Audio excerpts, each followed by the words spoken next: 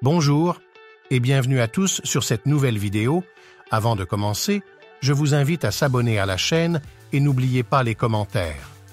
Aujourd'hui, je vous propose le résumé de la semaine de 4 heures, un livre de Timothy Ferriss. Comment vous organiser pour gagner en un mois, à raison de 4 heures par semaine, le salaire que vous gagnez jusqu'à présent en un an? Comment rejoindre les nouveaux bienheureux, qui réalisent leurs rêves et jouissent de la vie sans attendre une hypothétique retraite? Plus de bon temps, plus d'argent, plus de mobilité, ce livre est un véritable manifeste pour un changement radical de mode de vie. Tim Ferriss et la gestion du temps. Dans son livre La semaine de 4 heures, Timothy Ferriss reprend l'idée que la gestion du temps est dépassée. L'auteur préfère employer un système de gestion des tâches de travail optimisé. C'est ce qui permet à Ferriss de tirer le maximum de productivité et de performance de son temps de travail. Comme tout livre de développement personnel, la semaine de 4 heures offre une place privilégiée au développement d'une vie personnelle épanouie. Tim Ferriss s'impose donc des règles similaires à celles de son business dans sa vie quotidienne. L'auteur reprend en particulier la loi 80/20 et la loi de Parkinson pour justifier ses choix de gestion des tâches.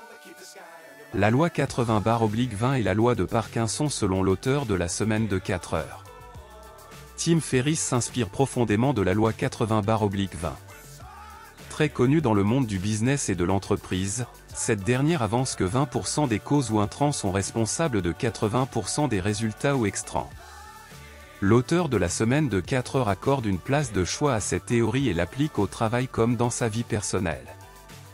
Timothy Ferriss prône par exemple la diète d'information. Il fait le choix de ne jamais suivre les informations sur le monde, afin de se concentrer un maximum sur l'essentiel utile. C'est l'ignorance sélective. Ferriss utilise aussi ce système dans le développement de son business, choix des clients, produits, etc., comme vous le verrez. La loi de Parkinson observe que la réalisation d'une tâche ou d'un objectif s'étale naturellement pour prendre tout le temps disponible. Tim Ferriss écrit donc qu'il faut utiliser des 10 lignes courtes et précises pour augmenter sa performance dans le travail et dans la vie quotidienne. Gagner un maximum de temps grâce à une meilleure gestion des tâches et de la productivité. Dans la semaine de 4 heures, vous trouverez de nombreux conseils pour devenir un nouveau riche ou un nouveau bienheureux. L'objectif reste le même, gagner du temps de travail pour se consacrer aux tâches importantes de l'entreprise. Le livre vous propose de supprimer tous les rendez-vous et appels clients qui occupent une place négligeable dans le développement de votre business. Tim Ferriss fait ensuite le choix de déléguer chaque tâche indispensable à son personnel ou à une entreprise partenaire, externalisation. Cependant, il est impossible de créer une entreprise où on peut tout déléguer, dans un premier temps. L'auteur conseille donc de regrouper les tâches répétitives, similaires et chronophages ensemble. Le temps de travail réduira de manière importante et vous gagnerez de la place dans votre agenda professionnel. Déléguer une tâche de son business ailleurs dans le monde, l'externalisation selon Tim Ferriss. Quand Tim Ferriss parle de déléguer, il pense presque exclusivement à l'externalisation d'activités dans un pays du monde où le salaire est plus bas. Il décrit le personnel qu'il emploie de manière positive, qualifié, travailleur et surtout coûtant beaucoup moins d'argent que dans son pays, États-Unis d'Amérique. L'auteur de la semaine de 4 heures parle même d'externaliser sa vie personnelle. Faire envoyer des cadeaux à sa femme. Répondre à des messages amicaux. Employer un chef cuisinier low cost sur Craigslist, etc. Il recommande d'employer une société d'assistants virtuels, par exemple en Inde ou en Chine pour constituer son personnel. Le but de ce système est de s'abroger des règles de l'entreprise traditionnelle et d'automatiser les processus chronophages ou pénibles. Tim Ferriss paie à la performance ou envoie l'argent une fois les produits livrés.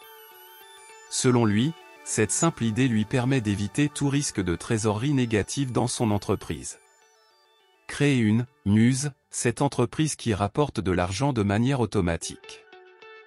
Tim Ferriss développe le concept de muse dans plusieurs chapitres de la semaine de 4 heures. L'idée principale est de devenir riche ou de gagner suffisamment d'argent en possédant une entreprise, mais sans la diriger réellement. Les clients trouveront les produits et informations de la muse automatiquement. Tim Ferriss évoque notamment un système basé sur la publicité en ligne et l'inbound marketing. Devenir riche sans faire carrière ni rencontrer ses clients ou ses fournisseurs?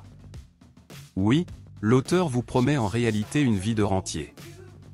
Dans son livre, il décrit une manière incroyable et peu connue à l'époque d'accumuler beaucoup d'argent sur Internet, le dropshipping.